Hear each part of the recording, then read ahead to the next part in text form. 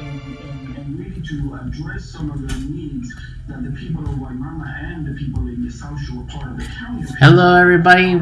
Welcome to Coffee Time with Byron. This is episode number 43.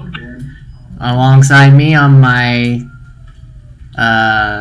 Zoom invite is former Major League pitcher Ray King. How are you doing today? Hello, yourself? Hanging in there. There's not much we can say with this pandemic still going on. Hey, I thought it was over, but nope. Now we got this Delta virus affecting all of us. So I hope you and the family are staying safe. So I know we are. We're trying our best over here, but it's tough. I mean, it's really tough. I hear you. You never know what tomorrow's going to bring, so you just got to enjoy what you have. Exactly. But let's hop right to it. Let's talk a little about, I'm pretty sure you watched the Olympics. Baseball was back again after, I think, an 8-year hiatus. What do you think of the overall performance with baseball coming back? And do you see baseball being a steady, again, baseball and softball being a steady sport in the Olympics?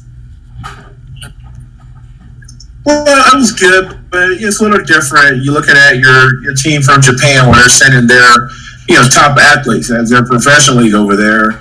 And we're sending guys in the minor leagues or retired guys. So, it was a good battle, but I think for us as a whole country, it'd be a little different if we had our top professional athletes there. But, they put up a fight for guys over there, and hopefully they drew enough. But, like I said, during this whole pandemic, you didn't really get the crowd involved, so you didn't know if they could have played a part and all that. But, overall, I watched probably 4 or 5 games of it, with the 12, 13-hour time difference. It was a little hard, but, it was great, good to see sports back on TV, so we can't complain if we saw mediocre baseball or top-level baseball. It's just good to see baseball. Now, do you think baseball, like what the NBA did for their players, that they can get involved since there is an off-season? I know there's an off-season, but the NBA at least lets their players play for the country.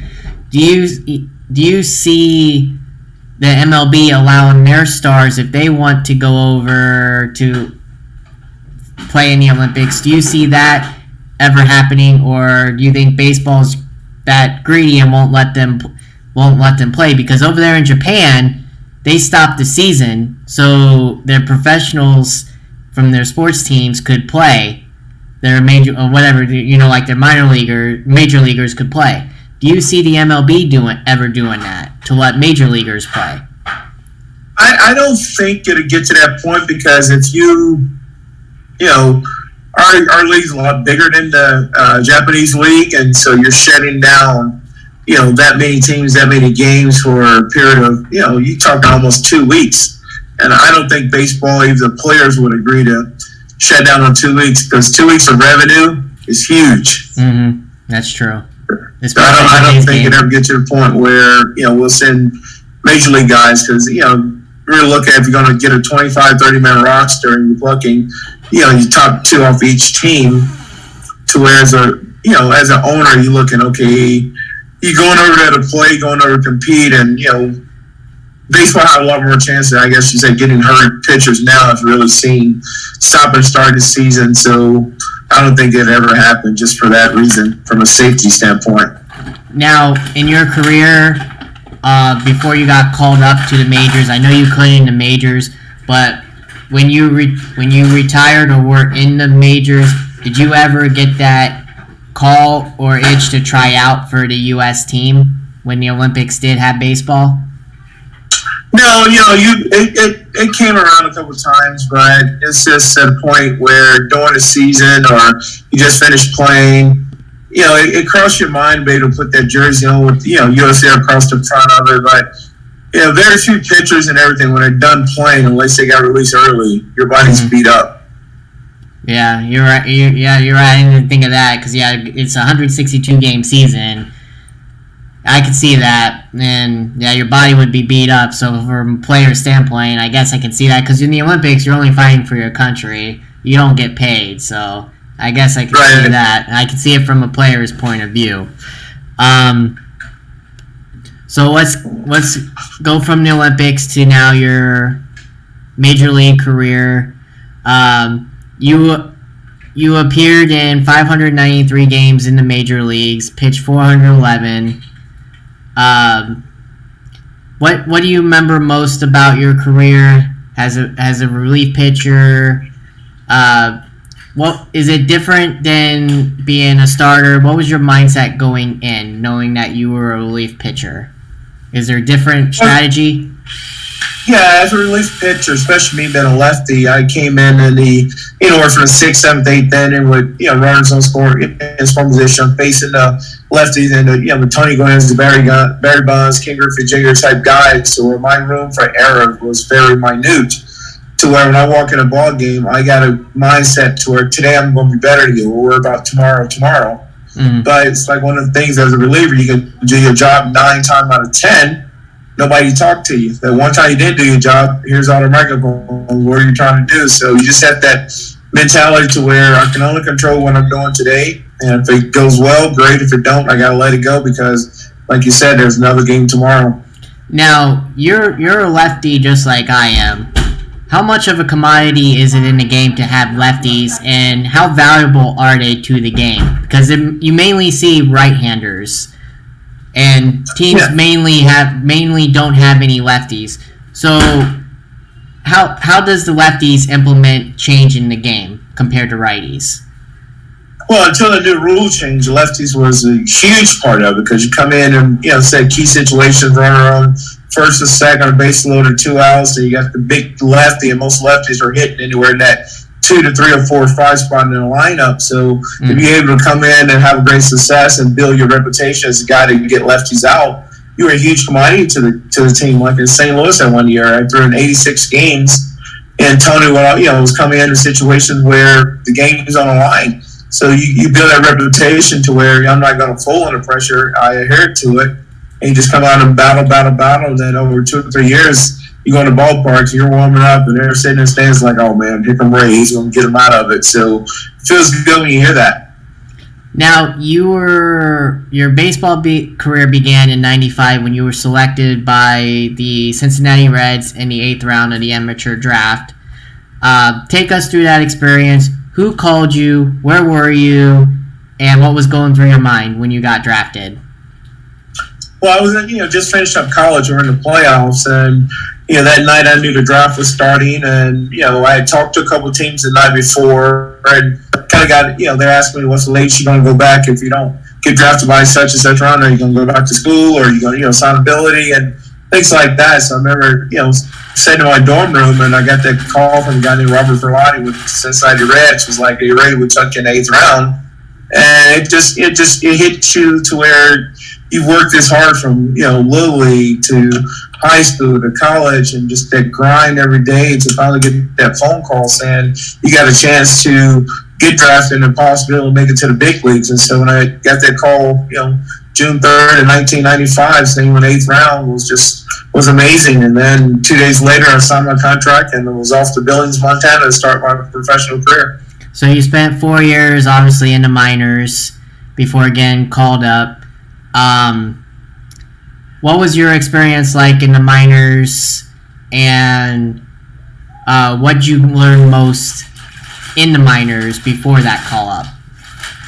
Well, for me, the minors it went fast, but it was tough for me because, I got drafted. They put me in the bullpen because I had threw a lot of pitches in college, and then I get traded over to Chicago, and then Atlanta, they make me into a starter.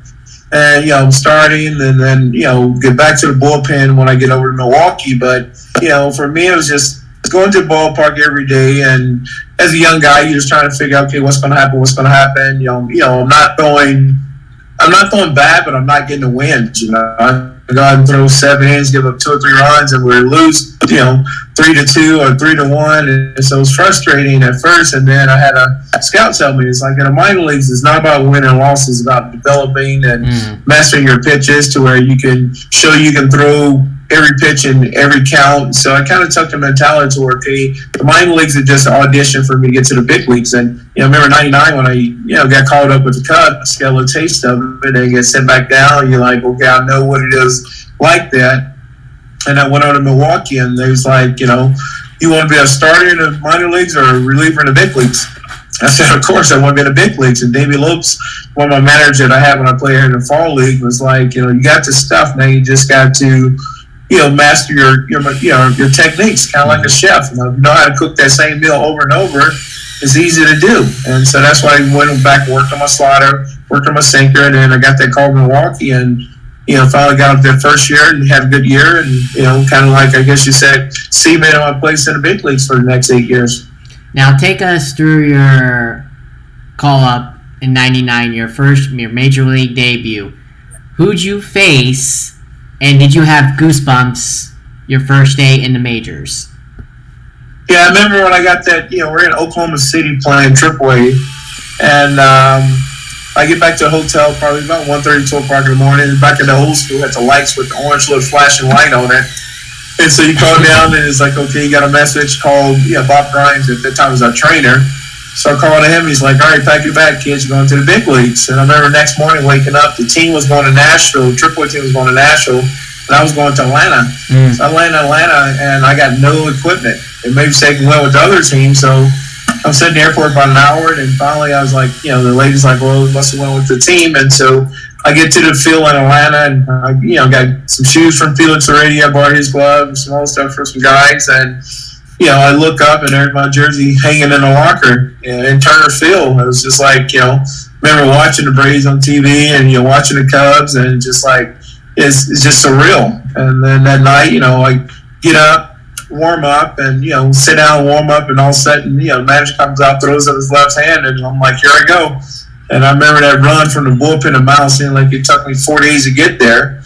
At that time, I had Gary Gotti at third, Mark Grace at first, Benito Santiago catching, to where, Benito was just throw it, don't worry about it, signs. I'm like, what? And Gracie like, oh, you got him, kid. And then I throw my warmer pitches, I get on the mound, there's no signs. Benito's like, all right, let's go. And then Mouse would say, now batting, number 10, Chipper Jones. And the stadium's going crazy, got the tomahawk chop going. And I was fortunate enough, I look over Gracie like, throw him a slider. Throw him a slider, got a ground ball, and, got out of the inning, and walking off the field, it just seemed like I was walking on cloud 9, to where, you just came into your first major league game, and you faced what would be that year the MVP of the league, and your first out was Chipper Jones. Yeah, that's amazing. Not many can say that. And like you said, you had they're not Hall of Famers now, but they will be Hall of Famers. Mark Grace, Benito Santiago, they will be Hall of Famers. Did you learn anything from them in your time with the Hall of Famers that were soon to be Hall of Famers that you played? Well, did you learn anything from them? Well, same thing with Gracie. Gracie had been a lefty. I remember facing him a couple times in spring training, and he's like, man, you got some good stuff, And so when you listen to guys like that, that's been in the big league for that long, and you always, what do you see? And next time I threw, and what do you see? You pick up the spin rate. Did you do this? You do that. So I've always been a sponge of the game, no matter where I was. And go from Atlanta. From Chicago going over Atlanta, playing the Smokes, playing the Maddox, the Gladys, to where you just be a sponge. How you hold that grip? How you do this grip? What do you pitch in this situation? What do you do the night after you pitch? How you prepare yourself to the next day? What time do I get to the ballpark? Just little things you try to pick up early, because if you can pick up the little things early, it makes you a better professional. And that's what's happening a lot of times now, where kids get to the big leagues, but they're not professionals. Because, there's little things outside of playing the game that need to be done. A lot of them don't take the time to understand it. Right. You're right on that. That's true. I see that too every day watching a game still to this day. So in 01 and 02, you spend your time with the Brewers. In that span, you pitch over 75 games with them. What was it like playing for the city of Milwaukee? And what do you remember most about your time there? Do you have any memorable moments in those 75 games that you pitched for them? Well, Milwaukee was a great city. We didn't have the greatest team, but I got a chance to, like I said earlier, cement my status as becoming an everyday in that bullpen and, build my future. But, there was like I came to the ballpark every day expecting to pitch.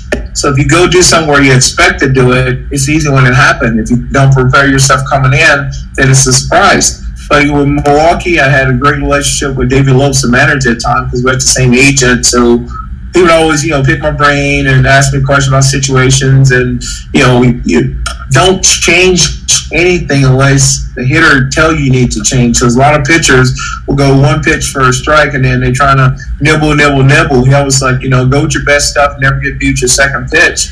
And, and that Devon White came over, outfielder. He was there for a little bit, and he's playing center field, and he'd be like, "Man, your stuff is moving. Just stay on the corners. Don't try to do too much. Start down the middle and let it run." So when you see guys taking notice of what you're doing, especially as a younger guy, I was only my second, third year in the league, so you still quote unquote wet behind the ears. But we got veterans and guys like that that's saying what they see.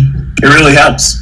Definitely, I agree with you on that. It definitely helps, and you as just coming in, it's awesome that you were able to use that advice compared to some of the players nowadays, like you said, that just don't care to hear any advice. But you were able to listen, and you helped your career out that way. So in that offseason, you were dealt to the Atlanta Braves. For Wes Helms and John Foster. What do you remember about that that time with the Braves? And did you have a special moment you had pitching for the Braves? Well, when you get traded to the Braves, growing up, you either had TBS or WGN. Correct. So you watched them two teams, and I remember, first day when I got traded over there, I get into spring training, you drive into Disney, you walk in, and there's, you look at our lineup that year, it was, everybody talking about the Yankees, 57 Yankees. I'll put that lineup against everybody. We got, Rafael Furcal, Marco Giles, Chipper Jones, Vinny Castillo, Javi Lopez, Gary Sheffield, to where we're scoring 3 or 4 runs in the first inning every game. But I remember what stuck out the most was I come in the spring training, Bobby Cox come out, his full uniform, spikes on, and Bobby's like, "All right, boys, let's get ready for October. I'm get hurt down here." And I'm like, October? I'm like, I'm at home in October, Come from the Brewers losing 100-something games to winning 100-something games. And spring training was like a country club. You come in, get your work. Leo Mazzoni, our pitching coach, he's like, "All right, boys, you got 2 places to be, either on a bullpen mound working on stuff or in the mound and a game pitching. Other than that, I don't want to see you." And I remember there's times where we get to the ballpark 7 o'clock, be done by 8:30, 9 o'clock in the morning because, Maddox and most of them guys had tea times. But, all of a sudden come April 1st, games start, you winning games left and right, and I think we ended up winning 105 games that year. And unfortunately, they go far in the playoffs, but that was my first taste of, baseball where you come to the ballpark every day, if you look at the stats, you're a favorite in a lot of them games. Now, I saw you made your playoff debut that you're in your time with them. What is the atmosphere like in playing for the postseason? I know you had a cup of coffee with that because that's where you made your debut, postseason-wise with them. Is there a different mindset pitching in the playoffs compared to the regular season? Yeah, because you're really looking at the playoffs to where now your margin for error become very smaller. Because this, this first series best 2 out of 3, if you lose that first home game, then you're really, you're in a slump. You got to fight your way back from being down. But it's just, I tell everybody, you get to the playoffs, the lights will look brighter, grass will look greener, and there's more eyes on you because there's only 8-10 teams left. So now everybody's at home watching the playoffs and they're watching you. So there's a lot more eyes on you, a lot more texts and calls, and hey, you did this, I saw this, and baseball's at such kind of like that fraternity in college. Even though you're on different teams, we're all pulling for each other. So then, after that year in 2003, you get traded to the Cardinals for Jason Marquis and Adam Wainwright, who will be a future Hall of Famer. This is where, like you said, you played a long time for the Cardinals. You appeared in 86 games with them in 04.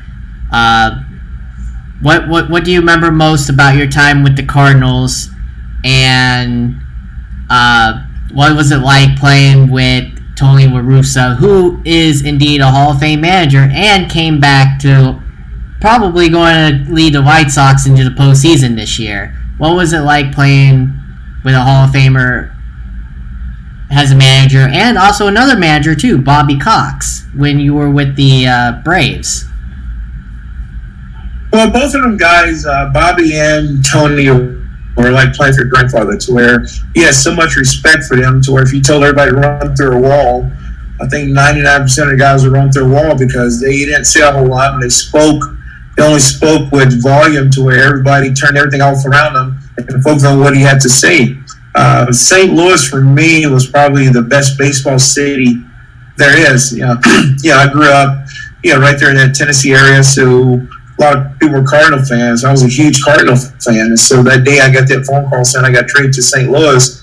It was like having Christmas before Christmas, and roll into that city and after spring training, and you just feel the love from the fans. And even today I can see somebody with a Cardinal shirt and they'll recognize who I am, and like, oh, you're a great player, always birds on the bats, always a family member. So they always treat you like you're just part of your family, like you're going to have dinner at their house. That's how well they knew their players, and you never hear a boo if you just go out and do your job. They appreciate you, and then even when you get traded to another team, come back, you get standing ovations. If you've seen, like when Holiday and Larry and myself all go back on different teams, it's just, best baseball city fans ever. And the product they put on the field, no 4, we just, we ran through everybody. Unfortunately, I tell the Yankees they owe me a World Series because they got the Red Sox hot that year. Yeah, but it's just a dream come true to be able to play for the team you grew up loving, having that jersey, and just like I said, just it was a dream come true. Just can't put it in words. Just feeling that you'll have the rest of your life, to where go back to opening days or see them on TV, and you just see that you're part of it. Now, looking back at the 04 season that you were a part of with them, what do you think went wrong and why you guys got swept by the Red Sox? Well, the Red Sox was red hot. They go from down 3 games to none to Yankees and come back and win that series. So I'm a firm believer in momentum in baseball. If you got the momentum, I don't care what's going on, the team get hot. Everybody's, firing on every cylinder, to where 1 through 9 they're producing, and that's what they did. Like I said, unfortunately we got, but I think we got beat by part of the team that on paper wasn't as talented or had the most talent, but at the time they were the hottest team. To where you look at a lot of teams in the playoffs now with this wild card, you see a lot of wild card teams making it further because getting hot at the right time. Right, exactly. In 06, you also go back and you win the pennant. You go back and face the Tigers. You end up, I believe, winning that World Series against the Tigers, correct? I don't remember. I was gone. I got traded that year, but St. Louis went back and won in 06. Okay. So you were traded. You were traded. Sorry, I couldn't remember. It was going way back. Right. Because my notes only have you were still with the team in 06 when they won the pennant. So that's why I was asking.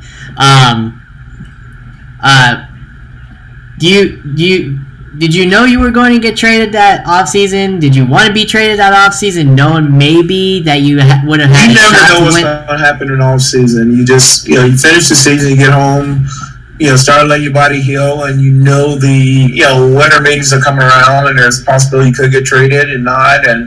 But I never really went in, worried about if I'm going to get traded. My theory was, as long as you have a uniform, you're still playing until that last day. You don't put that uniform on, you don't care where you're at, because you were in a major league ballpark, and guys would give up a lot just to play one day. So to play 9 years, it was a fantasy come true. Looking back at it though, wouldn't you wish they would have kept you that one last year, that you would have had your World Series ring?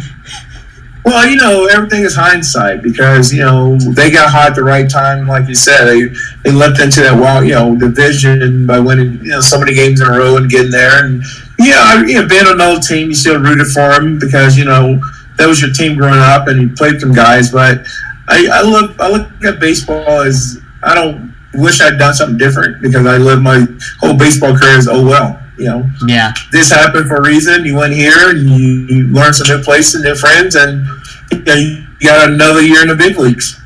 What about your time, like you said, the Rockies after being traded from St. Louis to there? What was your experience like in playing in Coors Field, home to where the ball literally goes out? Like they humidify the balls and they go out like crazy in that. Did you worry as a pitcher knowing that you would give up a lot of home runs? No, because a lot of home runs were hitting Coors Field would get a lot of ballparks.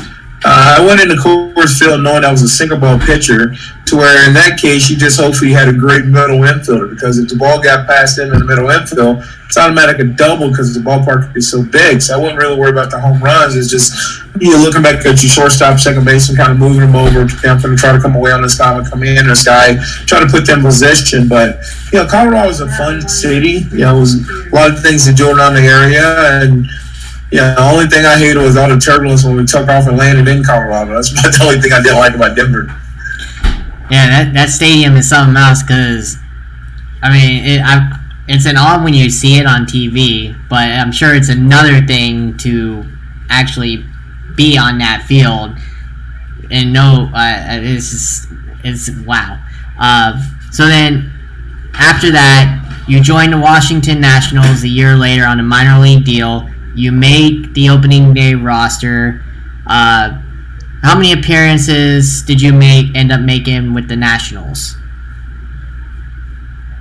I can't remember. I thought it was like 50-something or closer to 60-something, because that year I was there, and then past the waiver trade, I got traded back to Milwaukee at the end of the season.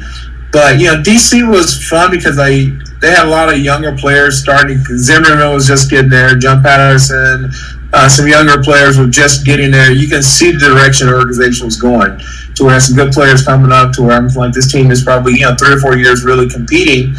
And being an older guy, I was kind of like the mentor. I'm kind of know him on my last 1 or 2 years left in the tank, to where I'm just going to enjoy it and not complain about anything. And if I go out and pitch, good, great. If it don't go so well, great, because I felt like I had a decent career, but I was just there to mentor some of the younger kids and try to teach them the way I was taught coming up, how to be a ball player. Did you give any advice to those young pitchers that were coming up? Yeah, at that point, they had Chad Cordero as a closer, so we called him Chief, to where I always picked his brain, to where, here's a guy just coming up, don't try to overdo it. You're a closer. See if you can get in with 15 pitches or less. If you can throw 15 pitches or less, you're still fresh for tomorrow if it's a safe situation, to where, quote unquote, you only got so many bullets in this gun, use them wisely. So, after your time with Washington, you returned to Milwaukee in 2007. What was that like in returning back to Milwaukee, a team that you basically began with? It was fun. Milwaukee was in a playoff hunt. Unfortunately, we didn't make it, but it was just fun to go back to where, the Richie Sextons and some Billy Halls and Prince Fielders and Jeff Jenkins were all the young guys when I was over there, to come back now and see how much that team had grown from losing 100 games to possibly trying to make their playoffs, to where just, Dean Taylor and all the guys over there, the general manager, all that just showed to where they followed the process and didn't derail from the process. And even now you look at that team now, they're winning, NL Central, so they've done a great job over there. And then you go back to the Nationals. Tell us about that after a year later. What was that? What was that like? Well, I kind of joke with Jim Bowden. I'm like, all right, dude, don't trade me. Then you trade me. I was like, all right, you're going to sign me back, right? And so, I signed back. At first, I was kind of on the fence. I wanted to try it again because, being on a minor league deal, you're a veteran, but it's still very stressful because, you got to go out now and compete and earn a spot, versus when you're younger, you're already on a contract to where you just go to spring training to work on things. So it was a little stressful, and pitching games in spring training that you normally wouldn't pitch in, but got back, and I was at the end of my career, and I kind of knew the writing was on the walls, to where if I made it through the season, there's a lot of young players, and if I got released, and what do I do, and but it was at this point now where I'm in the last chapter of my book, and I enjoy my book. Yeah, like you said, seeing after you said that you had a chance with a couple other teams to make it, but unfortunately you didn't. And like you said, you knew your time was coming up. But what did you want to do after? Did you want to get into coaching? Did you want to get into announcing? A lot of players choose that. What did you want to do after baseball was up when you knew it was done? I wanted to go into broadcasting. And when I signed with the White Sox, I was there for like maybe a week and a half. And then my agent called me. He's like, you got to audition with ESPN. And I went to the White Sox. I was like, I need to be gone for a couple of days. And it's like, oh, we can't let you do that. And I was like, well, just release me. Because I want to try to pursue that. I knew baseball was, kind of ending. And, got my foot in the door at ESPN, got a little taste of it. And then went back and signed a minor league deal with the Astros, went to AAA. And then while I was in AAA, it was having fun. I'm an old guy there. Just, go to the ballpark, look at the young guys coming up, but yet still, kind of do some interviews with the local guys there. And I was fortunate enough to I did some stuff with CBS Sports for a couple of years broadcasting college baseball games. And so, that was my niche. I hope everything's going to stick. And then COVID came and shut down all that. So now I'm just, doing, things like with your podcast. And anytime people ask me, just get some more footage out there to hopefully can, once this pandemic clear and every stadium get full, hopefully jump back into it. There you go. So, I want to talk about a little bit of today's game. You as a pitcher, now, do you like the mentality of today's game with the pitchers, where it's either it's hit, walk, strikeout, home run? Do you think the game is good that way, or do you think it's a lot more boring like a lot of people think? Well, I think, in my opinion, analytics, some people may live and die by it. I'm not a big fan of the analytic. I'm old school baseball. Like, let's tilt them out. Let's get in a batter's box and let's go after it. I think the game has come too much to where it's based on numbers and, certain situation. Yeah, you take Goldschmidt. He's a, 285, 290 hitter. He started out slow, but he's going to get to 285, 290 at that. But when you start changing the game where the pitcher's got to face three guys, it's taking away your integrity of the game to where as a lefty, you coming in, you want to get that big out, get out of the inning, turn it over to your eighth inning guy, give it to your bullpen, to where now the game is, it's more or less played like a chess match instead of, backyard baseball. So what do you think the commissioner or teams can do about limiting the time of the game? Because that's also an issue as well, the time of length of game, which also makes fans more disinterested in the game. What can MLB do to change that? Well, they don't want to hear my opinion, because if you want to shorten the game, take out the commercials. But they're not going to do that because, they're getting revenue from it. But, you figure every inning you got this 3 or 4 minute commercial to if a guy coming to bullpen, he's ready to go. He's still waiting 1 or 2 minutes. The umpire say play ball. You do that, and then you limit some of these guys walking to the plate with their walk-up songs. Some of these songs are 2 or 3 minutes to where you get them in the box. And, once the umpire say play ball, you got so many, seconds to get in the box, or keep, go back to the Little League rule, keep 1 foot in the box. If it's not thrown at you, whatever, knock you down, and stand in the box, and then you look at all these pitchers, they're looking at, wristbands and things in their head, and, I'm going to play this guy two steps to the left and 2 steps to the right, and it just, back in the day, we had a meeting right before the series started, we go through the lineup, this is how we're going to play this guy, and you remember, you're looking at dugout, third, the coach telling you move over and over. It's just, to me, it's getting too much like a classroom exam instead of playing the game of baseball. And 2 other things I don't like, and I'm sure you probably agree too. I don't like this extra rule inning where the runner's on second. I don't like that. And what they're doing in minors, which they're going to try and implement in the majors eventually, computerized home plate ump. What is your take on those 2 things, and where the game's going that way? Computerized strike zone will never work in the big leagues, because it's the same scenario. I take it as an umpire. Umpire's seeing 300 or 400 pitches a night. Of course he's going to miss some. But same thing, okay, so what are you going to have? An umpire stand back there? umpire's just gonna be a mind, just stand back there and the computer say ball is strikes and just wait on umpire to stay safe or out. I just think that's take away the integrity of the game. And baseball's game was played for 100 and something years, where you play until there's a winner. You don't put a runner on second base and things like that, because it just if I'm coming to a ball game and it's a 1-1 game or a 10-10 game, either a great pitching or some great hitting, let it finish out the way it's supposed to finish out. Because the same thing depends on where you line up, to where runner on second, I could be at my 3, 4, 5 in my lineup, or you could be a runner, put a runner on second, you could be your 7, 8, 9 hitter. So there's no fairness in that. Now it's going to let everybody start with the middle of the lineup, or you get to choose where you want to start at. Yeah, that's true. I agree with you. I don't like it. I don't like the way it's going, and I hope they get rid of it. But let's go back a little bit into your career. Did you have, in your time in the majors, did you have a certain player that you dominated against, and did you have a player that hit you the most? Well, you look at my numbers. Barry Bonds was 1 for 24 against me, and the one hit was a home run. But I listened to Hobby, because I always threw Barry Bonds fastballs. I never threw him a lot of sliders. And one night, Hobby kept calling slider, and I threw it to hit a home run. But he was 1 for 24 against me. That I pretty much, owned him. And then the other guy I just didn't hit me hard, but I just couldn't get him out, was Juan Pierre. Here's a guy just fast. He just chop on the ground or fight off so many pitches and draw a walk, to where he was just more of a pest for me, more or less, than owning me. Now, what about Ichiro? I know you had to play against him at times. What was he like as a hitter? But I only faced him like 1 or 2 times. Ichiro was a guy I threw away because he always tried to run and slap. So he always pitched him away, and I think I faced him twice, and I think both times he ran the ball right back to me.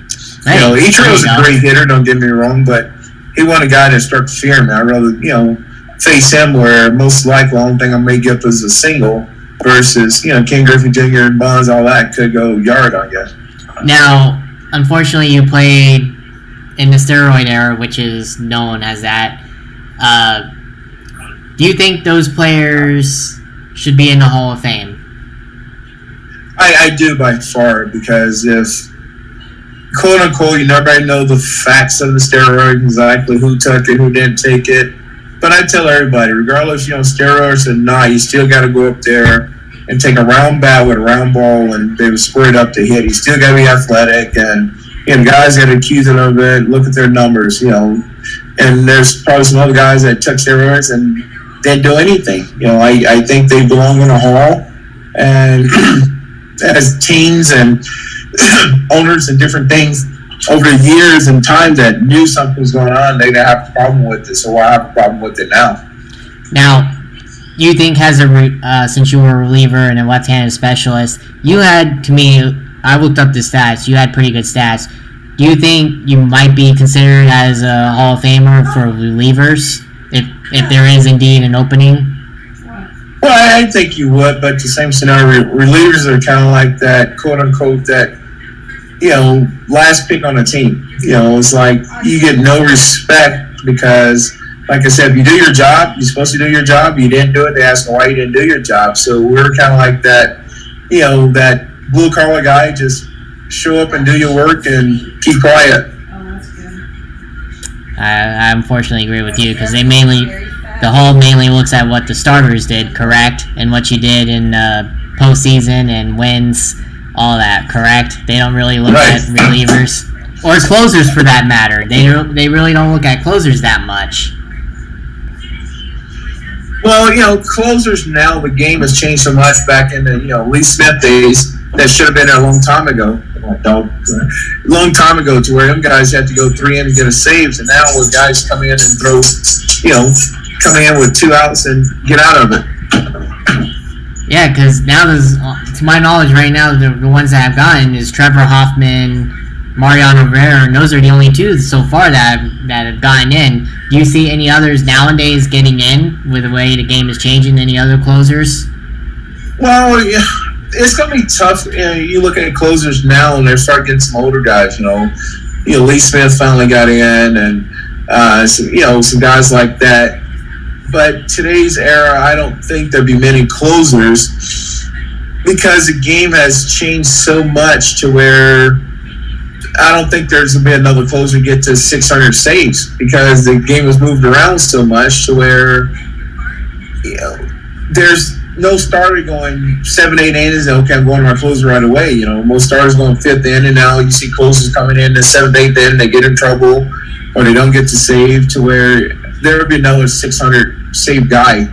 You look at guys like, Kimball that, is with Boston and Atlanta and all the guys, and those are the Cubs, have success a little bit, but get traded to the White Sox, and now you got 2 closers on the team to where you just don't have that opportunity anymore. And the way the game's being played now, you don't see many 3-2, 4-2 ball games. It's like 11-8, or 11-7 when 4 runs. There's no save situation. Now, in your career, were you ever considered maybe to be a closer, or were you on teams that unfortunately had a good closer and you couldn't take that role? Yeah, just about every team I went to had closers. Then in Atlanta, I got there. Smoltz was closing in, and St. Louis Iserhaus was closing, and Washington Cordero. So that guy was closing. For me, it was I just wanted to pitch. I'm in 7th, 8th inning, and I felt like if I got out of that situation, we're still up, tied, or down by a run when I came in. Them innings are more important than the guy starting in 9th inning with nobody on, nobody out because he got in trouble. He got himself in trouble. Now, take us through a scenario that you had, that you were on the mound and it got very intense, and the game was on the line. What happened?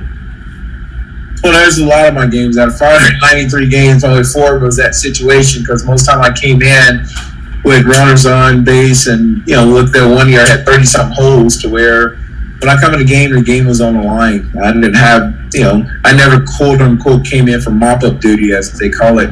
90% of the time I come in, I'm facing, like I said, the Bonds, the Griffey, Dimitri Youngs, the Sean Casey's were pretty good hitters to where my room for error was very small. So I don't call it pressure. I call it I'm coming in to do a job, and that day I'm going to say I'm better than you. In my mind, when I walk in from the bullpen gate to the mound, I'm jogging in and repeating to myself, I'm better than this guy. I'm better than this guy. And, luckily and fortunate enough, I had a good career being a left-hander specialist. Now, you were since you were with the Cardinals, you were part of the rivalry between the Cubs and the Cardinals. What was that rivalry like in being a part of that rivalry? Well, it was just like that Central Division where, they didn't really, teams didn't like each other, so it's always a great match no matter if you're in first place or you bottom 2 teams in last place. It's just that tense rivalry where, Chicago out there better than St. Louis, vice versa, to where, players, you put their uniforms on and it just was a battle to where it was great for baseball, to where here's 2 teams that have been going at each for years and years, to where, you look at the numbers, they're pretty close, even though, both teams have went different directions. The Cardinals have won 2 World Series. Chicago finally won 1, but it was just that fun, that atmosphere. You can just feel it from, feeding it from the fans. And, the 3-game series were, great, as you always want to get the first and get the bragging rights and hopefully win the series. Now, looking back at your career, how would you define your career in one word? And do you think you had a successful career? Yeah, if I had to put it up in one word, it was like, I guess you could say, happy, because I was happy enough to get drafted, happy enough to make it to the big leagues, happy enough to stay in the big leagues that long, and happy enough to have success and travel to places and play in ballparks and have the memories to where it was just, I don't never been better than anybody else. I treat everybody the same, and like I just live as like that was a happy part of my life, and I enjoyed every bit of it. To where baseball is a game that little white baseball took me from little small towns in the minor leagues to big cities, and been overseas in Japan, been in Venezuela, Dominican, playing to where I was very blessed to be able to play the game and have success to get to the big leagues, because it was a very small portion that all of us played Little League, and having to say we made it to the big leagues. Now, let's talk a little about the Field of Dreams game they just had recently. Would you have loved to have been a part of that if they would have had that in your time? Yeah, that'd been great to do. I was just talking to some friends last night. I was like, if they were smart, really, put some more seats in that stadium, even if it's just, for that weekend, is to do an All-Star game there. Do the, Field of Dreams, which would be great for the futures to play there, and then home run derby in that field to see how many balls get lost in that cornfield. But it was a great game, and I think everybody watched it, enjoyed it, and have the dramatics on the ninth inning. It was an amazing game, and hopefully they get some more venues and keep promoting the game of baseball, because baseball is a universal sport now. Do you see them possibly doing that game every year? Now that there's a stadium I think built they'll do something every year to where it was a great call for them, and maybe they do a full 3-game series instead of just a 1 game. Now, I want to say, I know it's pandemic related, but take your mindset if you were a Blue Jay player today. I know recently they just got back into Toronto, but for a year and a half, almost 2, they couldn't play in their home. What would you think goes in their mindset, knowing that they can't go home to where their home is in Toronto, that they have to play somewhere else? It had to be tough mentally, because if you're a young guy with no kids, no family, it's no big deal.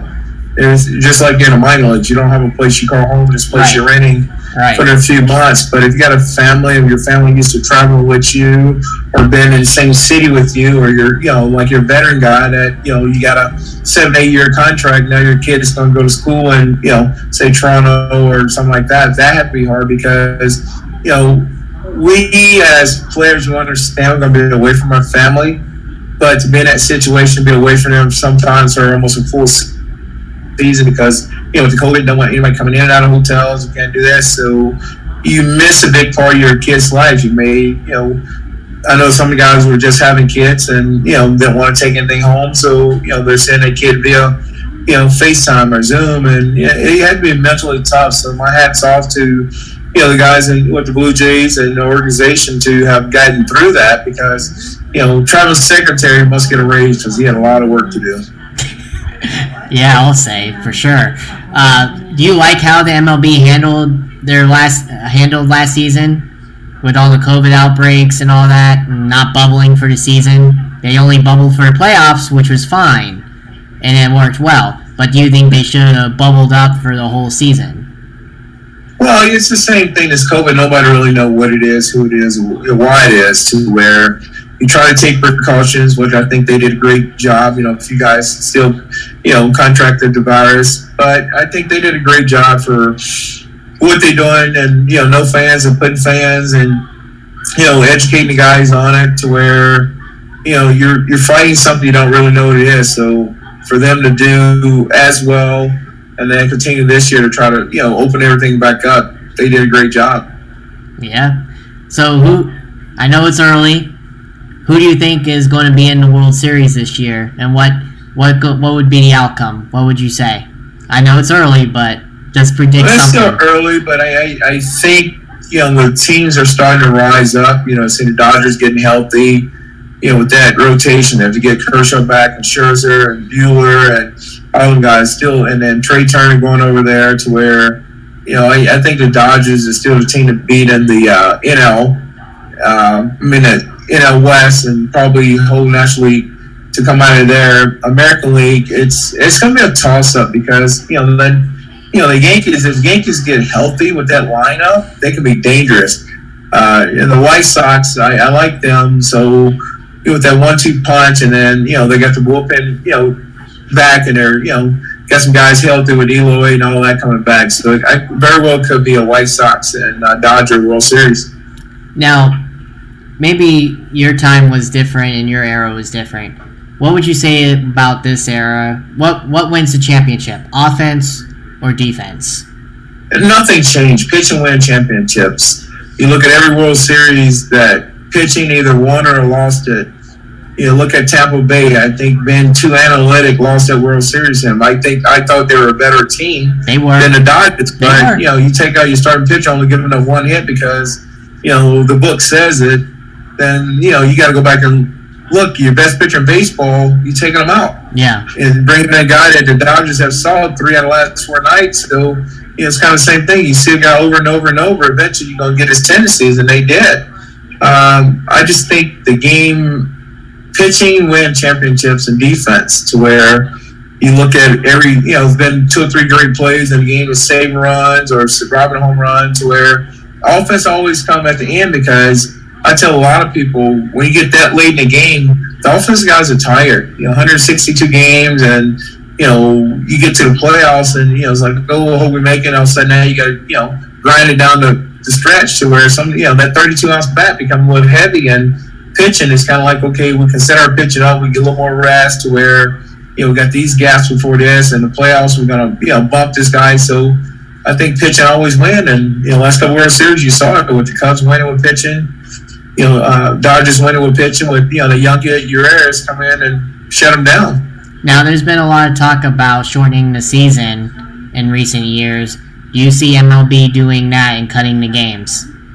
I don't think they'll cut the games because you got to look at it with the TV deals and revenue and everything coming in to where, I don't think the season is too long. As a player, you look at it to where, it's 162 games in 170 days, but it goes fast. You're in New York for 3 days and go to Philly for 3 days and you go home for 6 and, the next thing the month's over. So I just think there's some people outside complaining. If you love the game of baseball, it doesn't matter if you go 3 hours or 4 hours. If you love it, you love it. Every sport's complaining. What can we do to make this better? What can we do to make it better? Sometimes trying to make it better makes it worse. Now, last year, I know for fan-wise, I feared it. I didn't care because I think both sides were bitter. I didn't want to see a strike, but I sort of figured it was going that way with the players and the owners going that way with not deciding on what to do. Do you possibly see that happening again, like the strike in 94? I know you missed that because you made your professional debut in 95 and you missed a strike previously. But do you see baseball having another strike to where sides just can't agree on anything like what happened last year? No, I don't foresee a strike. I just look at it now to where I'm hopefully that some of these veteran guys are starting to leave. They teach these young guys what to fight for instead of just to have a fight. I think baseball have grown so much to where there's some little things that each side that can give and take, but I think it's in a great situation right now, and I don't foresee a strike coming at all. And how do you think can baseball fix the problem of getting big names, key names like Fernando Tatis, Mike Trout, and them out there and promoting them? How do you think they can fix the game into that and bringing in more fans? Well, I think the guys got to speak up and be a voice. Back in the day, you see a lot more guys doing more commercials, and like Griffey's doing commercials, and Barry Bonds, to where I think some of these younger players don't understand that they have a voice, they haven't applied to it, they're not using it. I don't think it's baseball executive side. I think it falls back on the players because if I'm a player like Tatis and Vladimir Guerrero, to where you're becoming the face of the franchise, don't sit back and wait for him to come to you. Pitch some of your agent, let your agent go to Major League Baseball, to where the game's got so young to where these kids don't get it. They don't understand that, quote unquote, they're role models. They're figures in the community, and for the love of the game of baseball, they got to want to promote it because it's they're so young now. Like some of barely got out of high school, made it to the big leagues. They're 20, 21, 22-year-old kids to where they don't know how to do it, and they just they're getting that big money so fast, so quick, to where I'm making $200 million. Why do I need to do anything? I already got mine. So I think it falls back on a selfish part to where what can I do to get an extra body in a stadium? And it's just simple as that. Now, last question before I let you go. We got a couple minutes left with you. I want to ask you about the Cardinals that you went to the World Series with. How do you think they can reach the plateau of the World Series again when you were with them in when you were with them in 04. What's it got to take for them to get back to that plateau? Well, I think they made some moves by bringing Arenado over. You got Goldsmith still at first, and Bader, young kids coming up. But Wainwright's probably on his last leg, so they got to retool and get another frontline starter or two, and then shirk their bullpen. A lot of games they lost late in the innings because of their bullpen. So you got to have a solid blueprint to be able to get to that next level, and I think they're about a couple players short from that, but. NL Central is anybody to race. Brewers are up by a lot, but still fighting for the wild cards in that division. But the Cardinals are, their team that's always in it, and so for some reason, August, September, they play a lot better baseball. But I didn't think they did enough at the trade deadline to get them to World Series this year. So I don't foresee them making a run in the playoffs. Bonus one before we let you go. Do you honestly see a trend in the game nowadays to where starters are pretty much going away in the game? It's basically since the Rays started it with the opener, that's the way it's going with bullpens doing all the pitching. That they're pretty much going to go away with the starters. Hang on, I lost you. No, you're good. Okay, no, I don't think they're going to get away from the starters. I think by having them openers, maybe 1 or 2 or 3 starts in that, but to do it on a consistent basis, that screws up your whole bullpen to where you need a starter that can go 5, 6, 7 innings and then turn over to your bullpen, because you use your bullpen as starters. Now you bring one guy going 1 inning, bring the next guy coming in, to where if you did that once a week using your bullpen, to where what happen if tomorrow game your starter goes 3 innings, then you got to rely on your bullpen. Now it's going to cost some kids a job being in the big leagues because they're going to have to send a guy down and bring a guy up to pitch. So it's going to hurt the guys that should be in the big leagues. I don't think it's a good idea. Right. I agree with you. Your video's off for now. I don't know if you know that. Yeah, I said it went blank. Oh, okay. Pull it back up. My Zoom.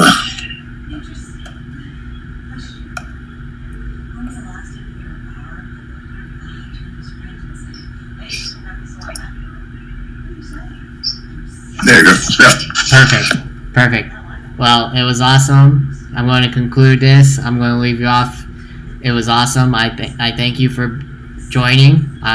You're more than welcome to come on again and many times. I got your contact info. I'll text you. But yeah, feel free to come on as many times as you want. I'd appreciate it. Hey, thank you. Thanks for having me. Have a good evening. Yeah, same to you. I'll text you after we get off, and I'll send you a copy of the episode if you want it. Hey, thanks, man. Have a good night. You too. Bye. All right.